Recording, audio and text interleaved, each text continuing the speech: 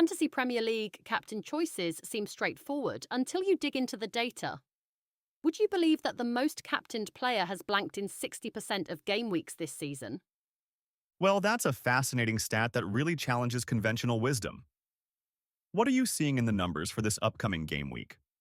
Looking at the data, Mohamed Salah's home fixture against Everton jumps out immediately.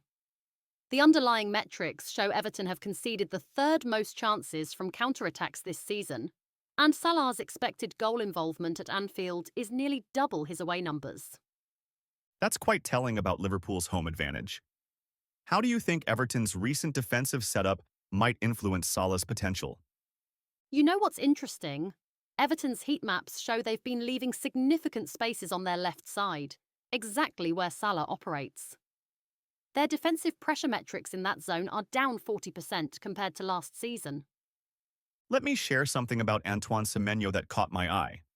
His shots per 90 minutes have increased by 65% in the last 3 games. That's exactly the kind of trend we should be watching.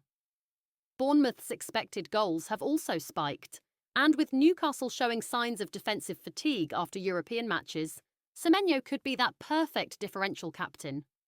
Though we should probably consider how weather conditions might affect these matches. The forecast shows heavy rain for 3 of our key fixtures. That's a crucial point about environmental factors.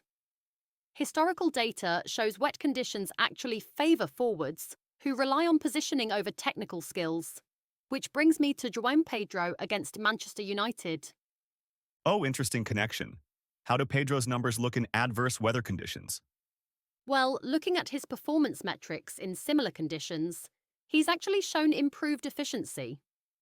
His expected goals in wet weather games are 0.4 higher per 90 minutes, likely because defenders struggle more with quick direction changes. So taking that into account, along with United's defensive vulnerabilities this season, they've conceded 2.3 expected goals per game at home. Pedro could be an inspired choice. And speaking of inspired choices, Ollie Watkins' underlying numbers tell a fascinating story.